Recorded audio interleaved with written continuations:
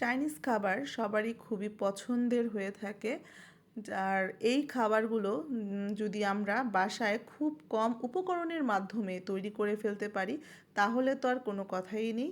তো আমি আজকে বারবিকিউ চিকেন হানি উইংস তৈরি করে দেখাবো। আর এই খাবারটি আশা করি সবারই খুবই প্রিয় একটি খাবার। তো চলুন দেখে আসি। প্রিয় দর্শক, আসসালামু আলাইকুম, welcome back to my channel Jahima's kitchen.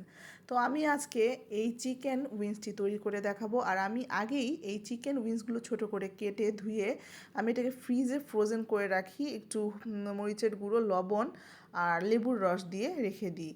তো এটাকে আমি এখন হালকা মশলা দিয়ে মেখে নেব। আদা রসুনের পেস্ট দিলাম হাফ চা চামচ, ধনিয়ার গুঁড়ো দিলাম হাফ চা চামচ, জিরে গুঁড়ো দিলাম হাফ চা চামচ। এখানে আমি গোলমরিচের গুঁড়ো দিয়ে দিলাম, সাদা গোলমরিচের গুঁড়ো, আপনারা কালোটাও ইউজ করতে পারবেন। এরপরে আমি এখানে আধা চা চামচ সয়া সস দিয়ে দিলাম, যেহেতু আগে আমার এখানে লবণ ইউজ করা ছিল। আর এখানে আমি আধা চা চামচ করে 1 চা চামচ পরিমাণ টমেটো কেচাপ দিয়ে দিলাম।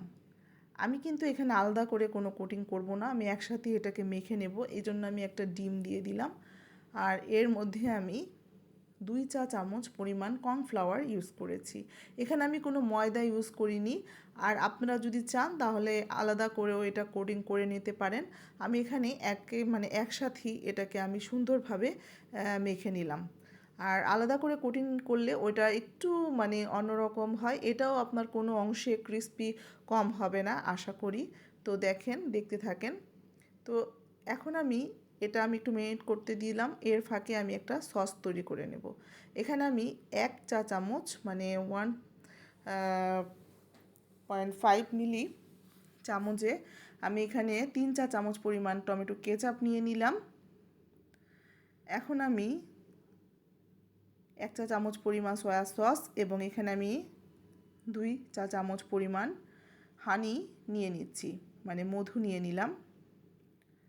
এর মধ্যে আমি হাফ চা চামচ গোলমরিচের গুঁড়ো, সাদা গোলমরিচের গুঁড়ো, চিলি ফ্লেক্স 1 চা চামচ এবং ঝাল শুকনো মরিচের গুঁড়ো নিয়ে এটাকে সামান্য পানি দিয়ে আমি সস আকারে বানিয়ে নিলাম। এখানে আমি সামান্য লবণ ইউজ করছি এটা স্বাদের জন্য, কারণ এখানে আমার সবগুলো সসেই আমার মোটামুটি ভালো লবণ ছিল। তো এই জন্য আমি খুব সামান্য লবণ ইউজ করেছি। এখন আমি একটা প্যানে আমি সাদা তেল দিয়ে দিলাম পরিমাণ মতো। এখন চিকেনগুলো আমি সুন্দরভাবে এর মধ্যে ভেজে নেব। এই চিকেনগুলো কিন্তু খুবই ক্রিস্পি হবে এবং খুবই মজাদার হবে।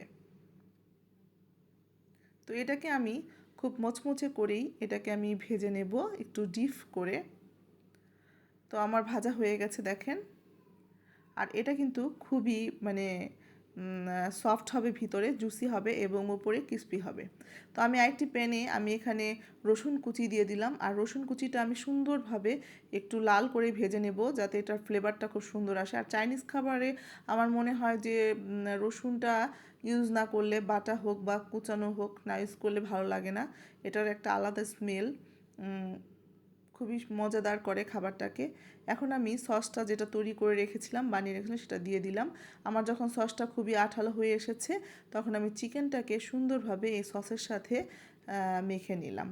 এই তো আমার তৈরি হয়ে যাচ্ছে মজাদার বারবিকিউ চিকেন হানি উইংস।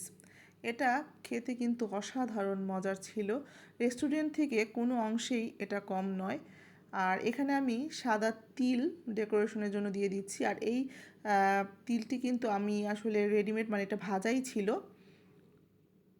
তো এই তো আমার তৈরি হয়ে গেল মজাদার চিকেন বারবিকিউ চিকেন হানি উইংস।